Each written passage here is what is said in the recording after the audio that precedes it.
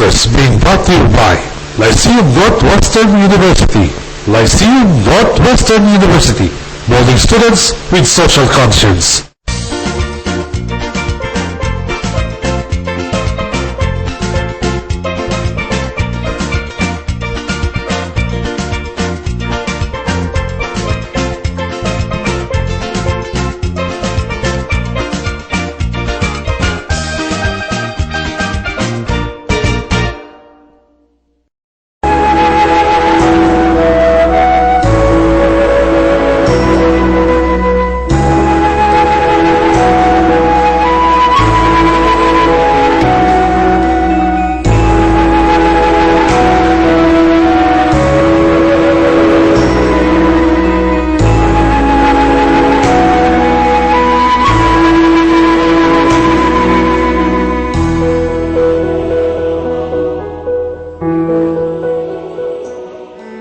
have the wide range of appliances and furniture, turning your house into a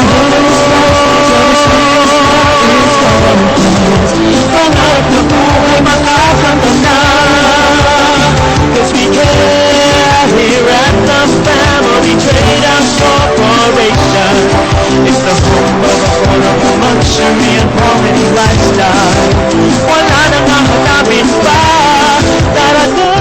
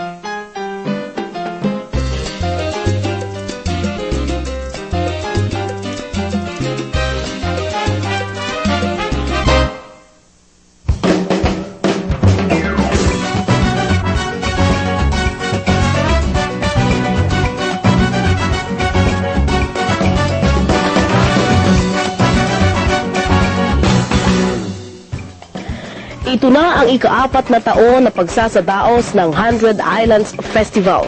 Subalit sa taong ito, tinatayang ito ang pinakamaraming exciting summer beach and sports events.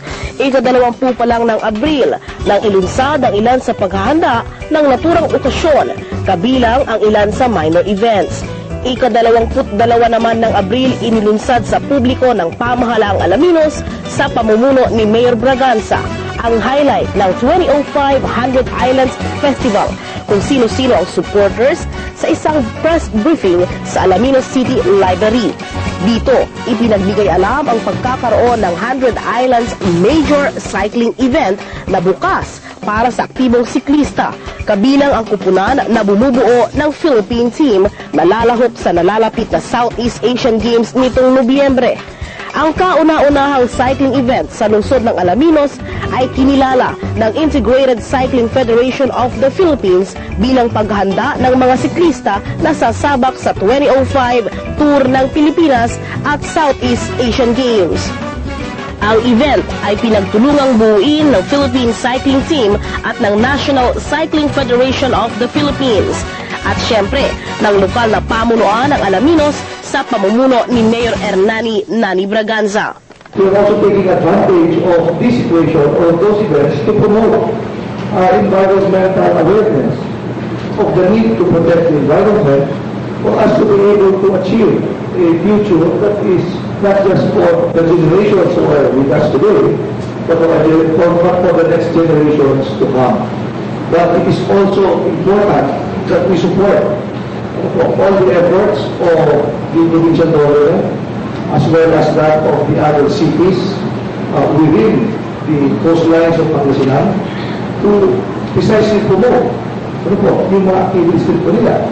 And beyond the province of Pangasinan is La Union, who are likely celebrating Eastern Island in their own capacity as people of La Union engaged in fishing. So at the end of the day, ang bottom line ng dito is that all of us owe something to nature.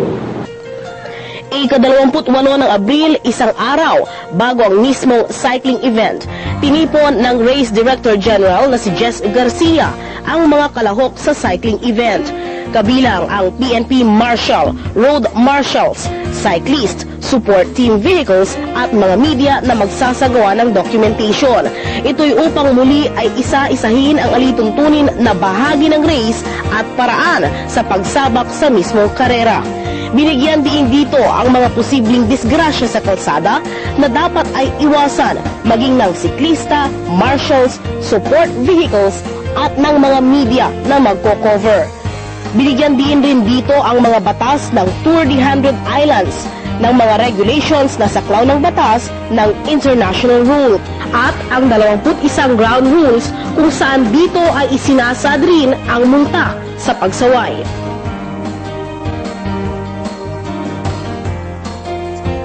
Binigyan din dito ang ground rule number 1. 6 na siklista ang bubuo ng bawat kupunan, team coach, mechanic at masure. Ang oras ng 3 unang siklista na tumawid sa finish line sa bawat kupunan ang siyang pag-iipunin para sa lahat na oras ng bawat kupunan bawat araw bilang ground rule number 2. Ang pinakamaiksing oras na naipon sa 3 araw na karera, team o individual man ang siyang tatahanghaling mga kampiyon. Sa 21 ground rule, binigyan din rin ang pang-14 at pang-15. Ang pang-14, bawal na tumanggap ng anumang tulong ang isang siklista sa isang outsider na sasakyan sa isang tumatakbong sasakyan. May 1,000 multa sa bawat siklista at bawat bigay plus 3 minutong idinadagdag sa kanyang naipong oras. Number 15, bawal tumanggap ng anumang tulong sa hindi mo ka-team gaya ng tubig, pagkain, reserbang gulong, buong bisikleta at iba pa. 2,000 piso ang multa sa bawat siklista, bawat tulong at 3 minuto na idadagdag sa kanyang natipong oras.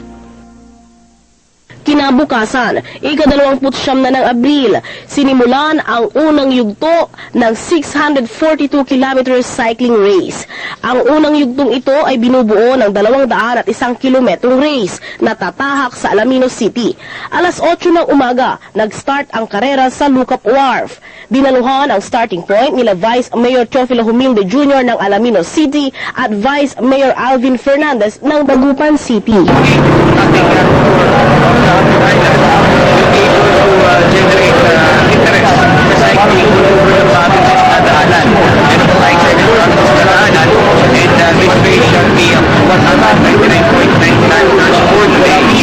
Ang activity po ang pagpapata ng race ay sa Pulong, tapos ako ay sa Baguio